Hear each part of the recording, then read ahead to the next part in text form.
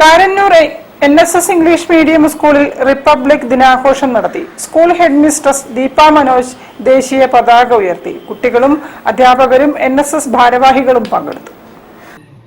Eranhikkal Karannur NSS English medium school 77ാമത് republic ദിനം ആഘോഷിച്ചു. സ്കൂൾ ഹെഡ് മിസ്ട്രസ് ദീപ മനോജ് ദേശീയ പതാക ഉയർത്തി. കരയോഗം president K. Jayachandran, secretary K. Premachandran, all Kerala management schools association president Sasidharan Menakkandi തുടങ്ങിയവർ സംസാരിച്ചു. സ്റ്റാഫ് സെക്രട്ടറി സ്വപ്ന പ്രജീഷ്, നിഷ സന്തോഷ് തുടങ്ങിയവർ നേതൃത്വം നൽകി.